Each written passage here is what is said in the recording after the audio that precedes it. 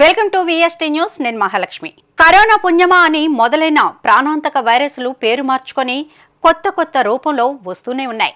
Chandipura virus ప్రస్తుతం గుజరాత్లో విజృంభిస్తున్న మరో వైరస్. ఈ వైరస్ సోకడంతో ఆ రాష్ట్రంలో తొలి మరణం నమోదైనట్లు అధికారులు వెల్లడించారు. గుజరాత్లో చాందీపుర వైరస్ కలకలం రేపుతోంది.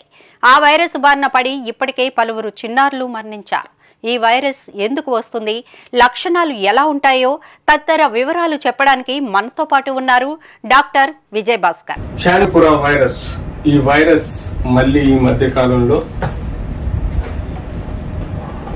కేరళ మరియు గుజరాత్లలో ఎక్కువగా కేసెస్ వ్యాప్తి చెందడం, ఈ కేసెస్ 6 పిల్లల్ని మరణాలకు కారణం కావడం కూడా కొంత కంగారు పెడుతుంది. చాందీపుర వైరస్ అనేది ఇట్స్ ర్యాపిడో వైరస్ ఫ్యామిలీకి సంబంధించిన వైరస్.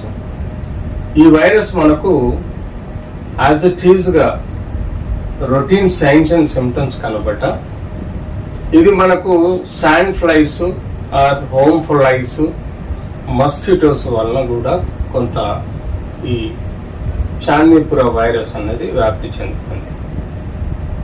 ఒకప్పుడు ఇది గుజరాత్ లోని చాందీపుర విలేజ్ లో చాలా రోజుల క్రితం ఈ వైరస్ ను కనిపెట్టడం, దాని జీన్ స్ట్రక్చర్స్ కనిపెట్టడం, దాని యొక్క స్ట్రెయిన్స్ బట్టి దీనికి చాందీపుర వైరస్ గా పేరు పెట్టడం జరిగింది.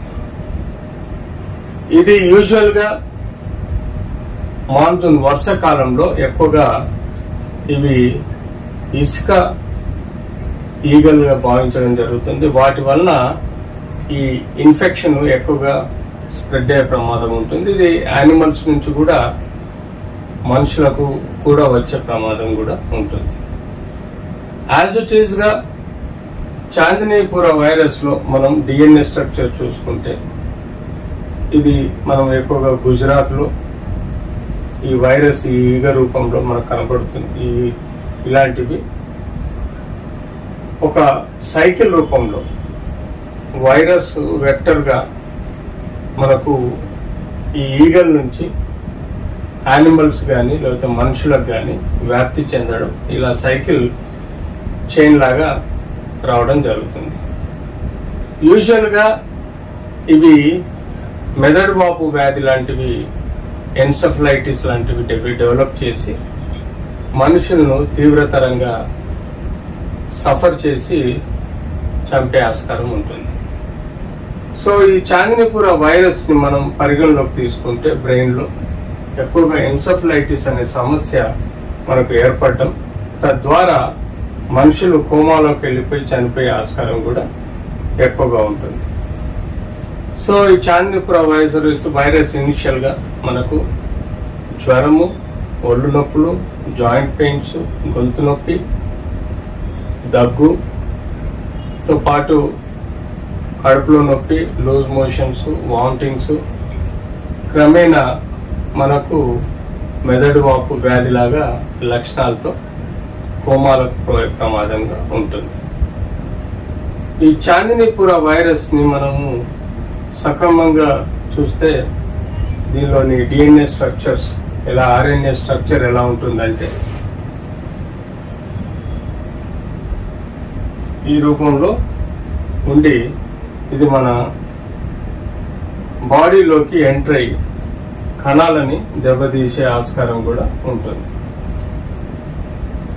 చాందీపుర వైరస్ యొక్క స్ట్రక్చర్ ఇలా ఈ షేప్ లో ఉంటుంది. ఇది మన బాడీని ఎంక్రోచ్ అయ్యి లోపల గుజరాత్ లో ఇలాంటి ఈగల వలన మనకు ఈ చాందీపుర వైరస్ స్ప్రెడ్ అయినట్టుగా భావించడం జరుగుతుంది.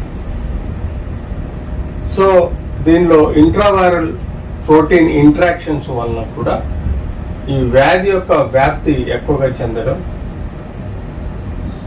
అందులో మెదడులో ఉండే కణాలను దెబ్బతిని మెదడు వాపు వ్యాధిలాగా వచ్చి మెదడులో ఉండే కణాలని నెక్రటైజ్ చేయడం అనేది ఈ వైరస్ యొక్క ముఖ్య ప్రక్రియ.